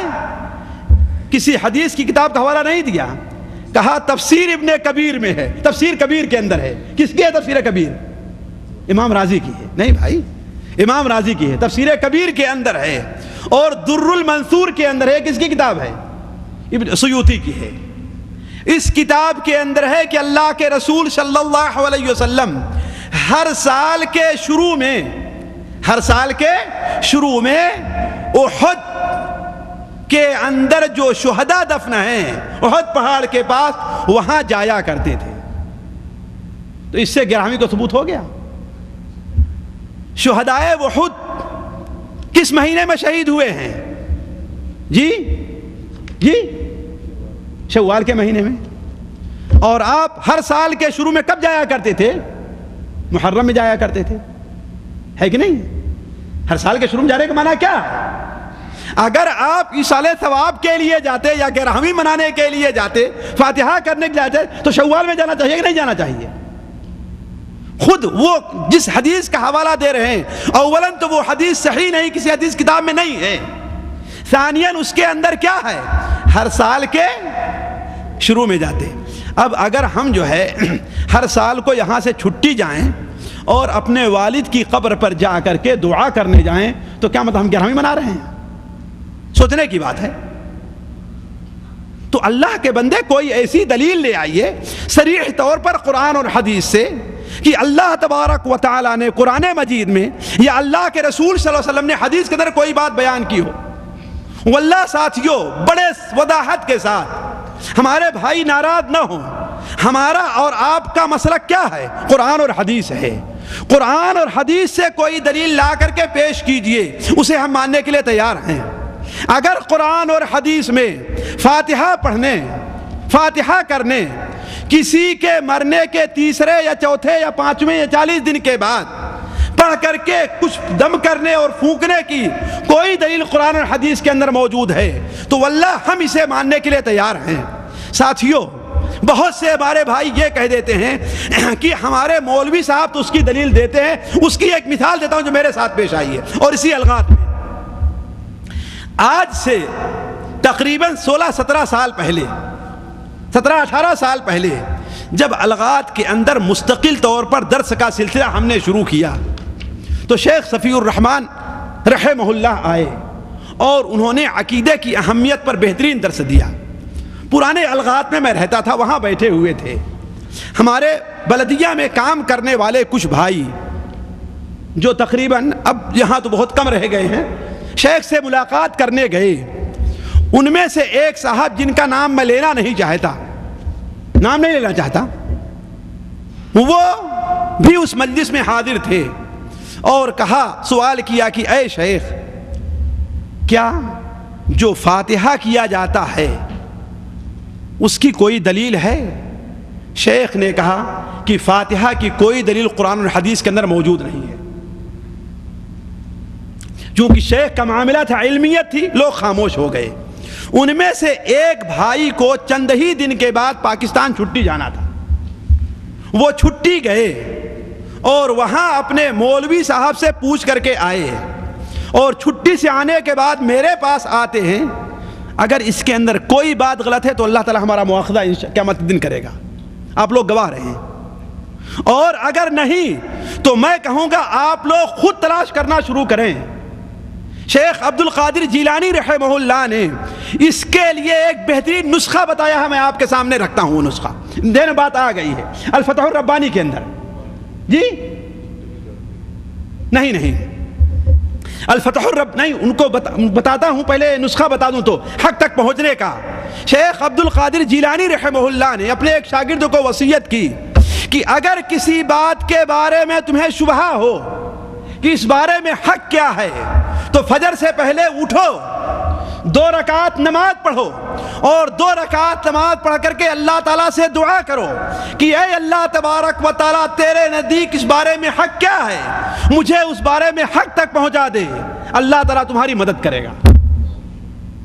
آپ میں سے بھی جو حق چاہتا ہے وہ پڑھے قرآن کو، حدیث کو، اللہ تعالیٰ سے دعا کرے، اور ہر نماز میں اہدنا الصراط المستقیم پڑھتا ہے، اس کے معنی پر غور کرے، سوچے، تدبر کرے، اور دل لگا کر کے پڑھے کہ اہدنا الصراط المستقیم، اہدنا الصراط المستقیم، اے اللہ تعالیٰ ہمیں سیدھے راستے کے اوپر لے چل۔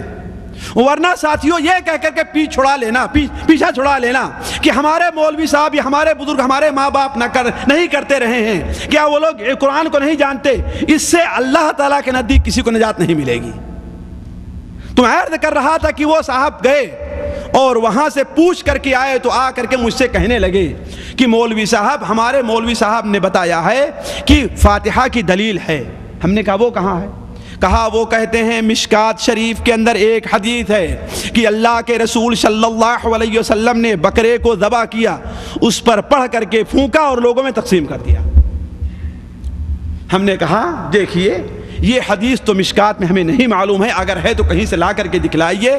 البتہ مشکات میں جو حدیث ہے میں آپ کو بتلا رہا ہوں، مشکات میں جو حدیث ہے میں آپ کو بتلا رہا ہوں۔ مشکات میں جو قربانی کا بیان ہے اس میں ایک حدیث ہے کہ اللہ کے رسول صلی اللہ علیہ وسلم نے 2 جانور قربانی کے لیے منگائے، ایک کو آپ نے ذبح کیا اور کہا اے اللہ تبارک و تعالی یہ محمد، اللہم صلی علی محمد، یہ محمد کی طرف سے ہے اور آل محمد کی طرف سے، اللہم صلی علی محمد۔ اور دوسرے کو آپ نے ذبح کیا تو کہا اے اللہ تبارک و تعالی یہ میری امت کے ان لوگوں کی طرف سے ہے جن لوگوں نے قربانی نہیں کی ہے۔ آپ نے کیا کہا؟ یہ میری امت کے ان لوگوں کی طرف سے ہے جنہوں نے قربانی نہیں کی ہے۔ اور پھر اس کے بعد آپ صلی اللہ علیہ وسلم نے اس گوشت سے کھایا بھی اور لوگوں میں تقسیم بھی کیا۔ ہم نے کہا جو مشکات شریف میں ہے وہ حدیث یہ ہے، کہے کہ نہیں ہمارے مولوی صاحب نے کہا ہے۔ ہم نے کہا ٹھیک ہے، لا کے دکھائیے مشکات شریف، ہم حق ماننے کے لیے بلکہ ہم کل سے فاتحہ کرنا شروع کریں گے، لائیے بتائیے۔ چنانچہ وہ ہمارے بھائی کہاں گئے؟ ریاض گئے، اور مشکات المصابیح کا ترجمہ خرید کر کے لے آئے، لیکن ہمارے سامنے نہیں آ رہے ہیں۔ ترجمہ خرید کر کے لے آئے ہیں، پڑھا بھی ہے، لیکن میرے سامنے آنے کے لیے تیار نہیں ہے، تیار نہیں ہے۔ ایک بار ہم ملے ہم سے، ہم نے کہا ہاں بھائی آپ نے کچھ بتایا نہیں، کیا ہے؟ کہا ہاں حدیث تو ویسی ہی ہے جیسے آپ بیان کر رہے تھے، حدیث تو۔ ہم نے کہا اب کم سے کم اندھے بن کر کے اس قسم کے مولویوں کے پیچھے چلنا چھوڑ دیں۔ میں نہیں کہتا کہ میری سب بات مان لو، میں انسان ہوں، مجھ سے بھی غلطی ہو سکتی ہے، یہ مولوی ان سے بھی غلطی ہو، تمہارے بھائی کارن سے بھی غلطی ہو سکتی ہے، دنیا کے ہر عالم سے غلطی ہو سکتی ہے۔ اگر غلطی سے بری ہے تو کون سی ذات بری ہے؟ جی زور سے کہیے۔ نبی کریم صلی اللہ علیہ وسلم، ظاہر بات اللہ تعالیٰ نہیں، انسانوں میں نبی کریم صلی اللہ علیہ وسلم، امام مالک رحمہ اللہ مسجد نبوی کے اندر جو ریاض الجنہ ہے وہاں بیٹھا کرتے تھے، قبلہ آپ کے پیچھے رہا کرتا تھا، منبر آپ کے بائیں رہا کرتا تھا، آپ صلی اللہ علیہ وسلم کی قبر مبارک آپ کے دائیں رہا کرتی تھی۔ امام مالک رحمہ اللہ کہا کرتے تھے کل یؤخذ من قولہ ویرد الا صاحب ھذا القبر، کوئی بھی شخص ہے اس کی بات مانی بھی جائے گی اور رد بھی کر دی جائے گی، مگر یہ قبر والا ہے اس کی ساری بات مانی جائے گی، کوئی بات رد۔ ذرا سوچیں یہ کس زمانے میں انہوں نے بات کہی ہے؟ جس زمانے میں ابو بکر و عمر، عثمان و علی، ابن عباس و ابن مسعود رضی اللہ عنہم اجمعین کے فتوے چلتے تھے، ہے کہ نہیں ہے؟ اس زمانے میں انہوں نے کہا کہ ہر ایک کی بات مانی جائے گی، ہر ایک کی رد کر دی جائے گی۔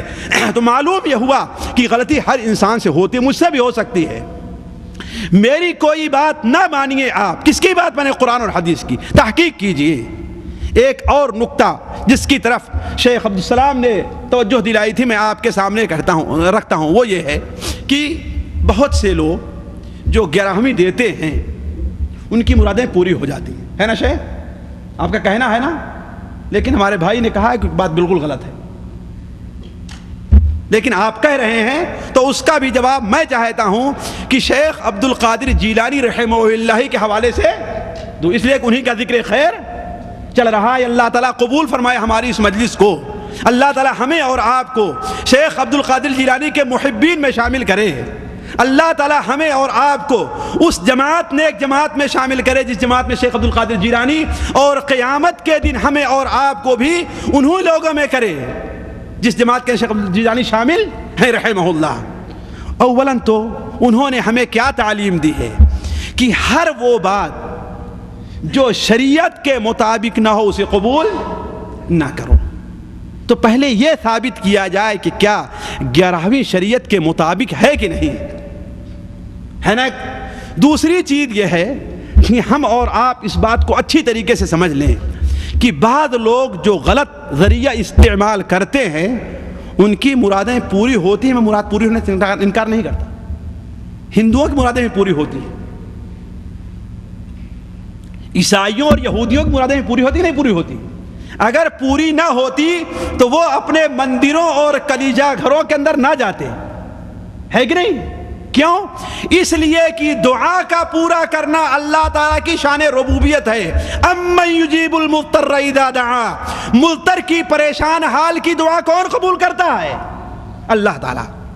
تو جو انسان بڑے عاجزی سے رو کر کے گڑ گڑا کر کے اللہ تعالیٰ سے دعا کرے یا کسی بھی ذریعے سے مانگے، وہ اگرچہ غلط ذریعہ استعمال کر رہا ہے، اللہ تعالیٰ اس کی دعا کو جس طریقے سے دنیا حاصل کرنے کے لیے کوئی جائز وسیلہ استعمال کر رہا ہے، کوئی ناجائز وسیلہ استعمال کر رہا ہے، کوئی تجارت کر رہا ہے سچ بول کر کے، کوئی جھوٹ بول کر کے، جو چوری کر رہا ہے کہ نہیں، جو ڈاکہ ڈال رہا ہے مل رہا ہے نہیں مل رہا ہے۔ تو اللہ کی شان ربوبیت یہ ہے کہ اللہ تعالیٰ ہر انسان کو دنیا کے اندر ان کی حسب اللہ تعالیٰ کے منشا ضرورت کو پوری کرتا ہے، جائز ہو یا ناجائز۔ ایک چیز۔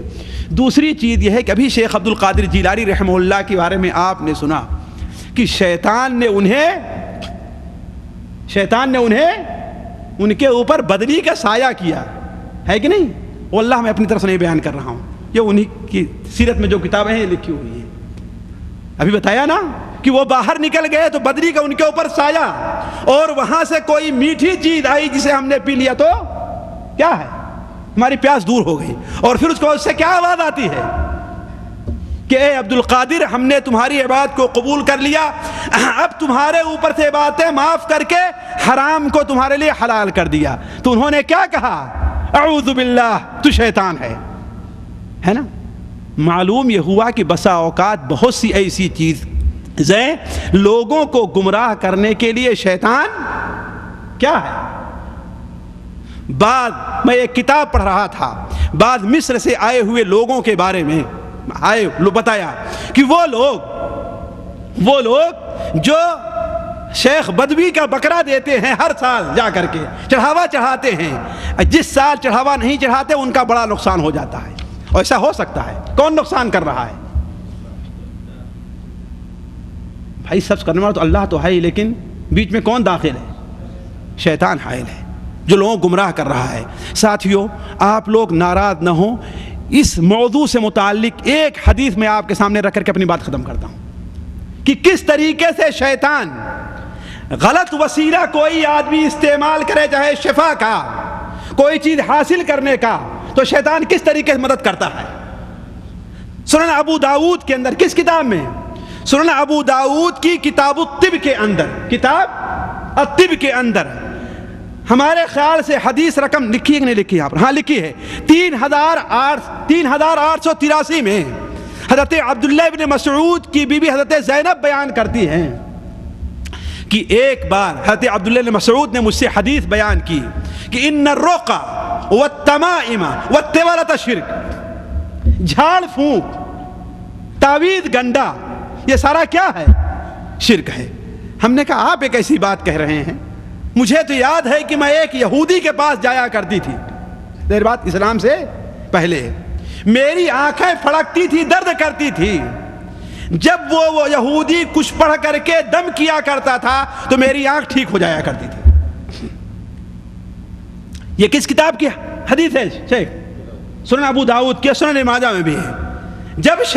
جب وہ پڑھ کر کے دم کرتا تھا یہودی تو میری آنکھ صحیح ہو جایا کرتی تھی. کہا کہ اللہ کی بندی، یہ سارا کام کس کی طرف سے ہے؟ شیطان کی طرف سے ہے. شیطان اس میں انگلی کرتا تھا، ٹھوستا تھا، انگلیاں اپنی تھاتا تھا، درد کرتا تھا، درد پیدا ہوتی تھی. جب جا کر ناجائز طریقہ تو استعمال کرتی تھی تو تیری آنکھ درست ہو جایا کرتی تھی. تو عرض کرنے کا مقصد کہ بہت بسا اوقات شیطان لوگوں کو گمراہ کرنے کے لیے اس قسم کی چیزیں لوگوں کے لا کر کے حاضر کر دیتا ہے. امام ابن تیمیہ رحمہ اللہ نے اپنی کتاب فتاویٰ کے اندر نقل کیا ہے کہ بعض وہ لوگ جنہوں نے میرے ہاتھ پر توبہ کیا ہے وہ بیان کرتے تھے کہ میں جب چلتا تھا تو میرے سامنے روشنی چلا کرتی تھی، اور میری خواہش مٹھائی کی ہوئی تو میں دیکھتا تھا کہ مٹھائی میرے ہاتھ میں آ گئی. لیکن جب اس شخص کو ہم نے سمجھایا، وہ کتاب و سنت کے راستے پر آ گیا، تو نہ تو اس کے ہاتھ میں مٹھائی آتی تھی نہ اس کے سامنے روشنی. کیوں؟ اس لیے کہ شیطان یہ سارا کام کرتا تھا. تو ساتھیوں، عرض کرنے کا مقصد یہ ہے کہ ہر وہ چیز جو قرآن اور حدیث کے خلاف ہو، اس سے لوگوں کی مرادیں پوری ہوں، لوگوں کی مرادیں بر آئیں، وہ حقیقت شریعت نہیں بن سکتی، وہ کیا ہے؟ غلط ہی رہے گی. یہ اختصار کے ساتھ شیخ عبد القادر جیلانی رحمہ اللہ کی سیرت اور ان سے متعلق چند باتیں تھیں. باتیں تو ان سے متعلق اور بھی کرنے کی ہیں، لیکن ہمارے خیال سے جو لوگ غور کرنا چاہیں یہی ان کے لیے کافی ہے. اللہ تبارک تعالیٰ سے دعا ہے کہ اللہ تعالیٰ ہمیں اور آپ کو ان باتوں پر عمل کرنے کی توفیق عطا فرمائے. اللہ تعالیٰ ہمارا اور آپ کا یہاں پر اکٹھا ہونا قبول کرے. یہاں جمع ہونے کی برکت سے اللہ تعالیٰ ہمیں اور آپ کو حق بات سمجھنے، حق بات سیکھنے اور حق بات پر عمل کرنے کی توفیق عطا فرمائے۔ اللہم فاطر السماوات والارض عالم الغیب والشہادہ رب کل شیء وملیکہ انت تحکم بین عبادک فیما کانوا فیہ یختلفون اہدنی لما اختلف فیہ من الحق باذنک انک تہدی من تشاء الی صراط مستقیم۔ اے آسمان و زمین کے پیدا کرنے والے، اے ظاہر اور غیب کو جاننے والے، اے ہر چیز پر قدرت رکھنے والے، جس بارے میں لوگوں کا اختلاف ہو اس میں حق اور انصاف سے فیصلہ کرنے والی ذات تو ہے۔ اے اللہ تعالیٰ، جس بارے میں ہمیں اختلاف پیدا ہو، ہمارا اختلاف پیدا ہو، اس میں اپنے فضل سے، اپنی قدرت سے ہمیں حق اور صحیح راہ پر چلنے کی توفیق عطا فرما۔ سبحانک اللہم و بحمدک اشہد ان لا الہ الا انت استغفرک و اتوب الیک۔